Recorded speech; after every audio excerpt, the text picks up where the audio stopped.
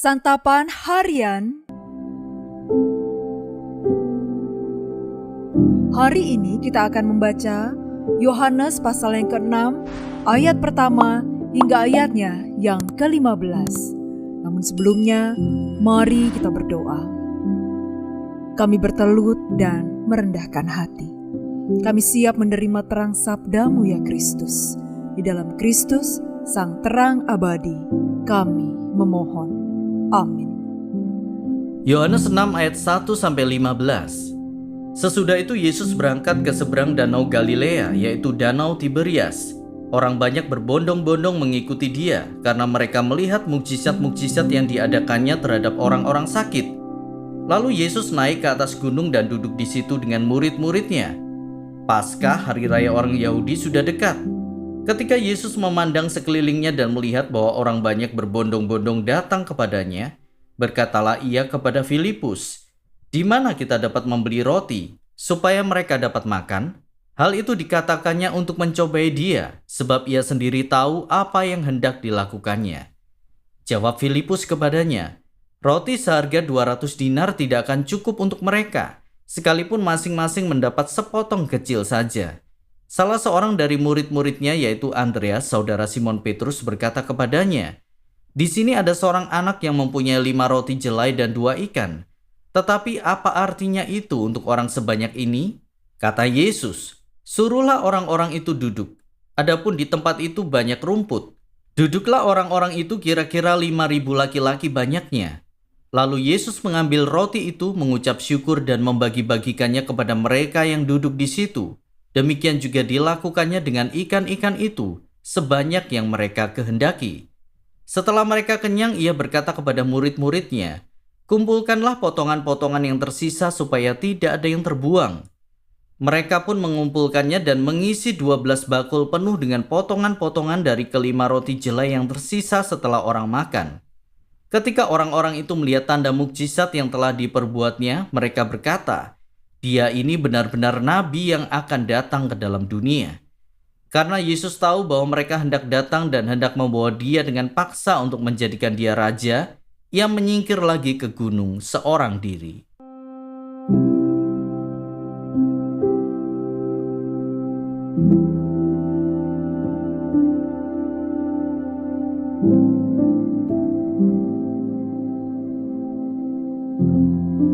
Sahabat Scripture Union Indonesia, secara narasi kisah ini merupakan kelanjutan perjalanan Yesus dari Yerusalem. Yesus pergi ke seberang danau Galilea.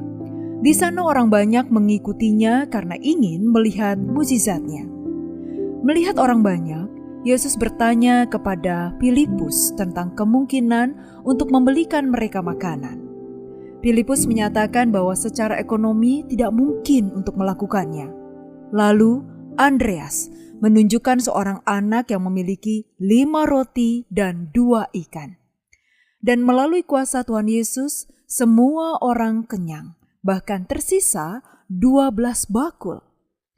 Mukjizat Yesus terjadi dalam bentuk pelipat gandaan 5 roti dan 2 ikan.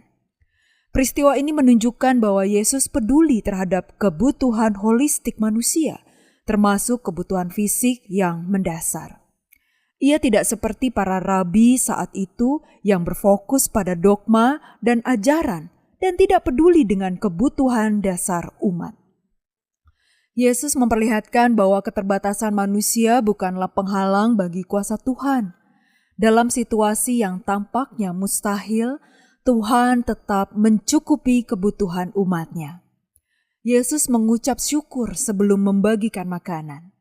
Tindakan ini mengajarkan tentang sikap bersyukur atas apapun yang ada, sekecil apapun, dapat membawa kelimpahan. Berbagi dengan sesama menjadi kunci dalam menghadapi keterbatasan. 5 roti dan 2 ikan jelas tidak cukup, tetapi di tangan Tuhan, 5 roti dan 2 ikan menjadi berkat bagi banyak orang. Kepedulian Yesus hendaknya membuka keyakinan kita akan pemeliharaan Tuhan. Dalam hidup ini, kita punya banyak keterbatasan. Tak jarang kita seperti Filipus yang berfokus pada keterbatasan yang ada sehingga menjadi skeptis dan lupa bahwa Tuhan mampu melakukan mukjizat menurut kehendaknya. Sikap yang paling penting adalah menyerahkan semua keterbatasan kita kepada Tuhan dan percaya bahwa Tuhan pasti mencukupkan kebutuhan kita. Keterbatasan bukanlah akhir, melainkan kesempatan untuk mengalami kuasa dan pemeliharaan Tuhan. Mari kita berdoa.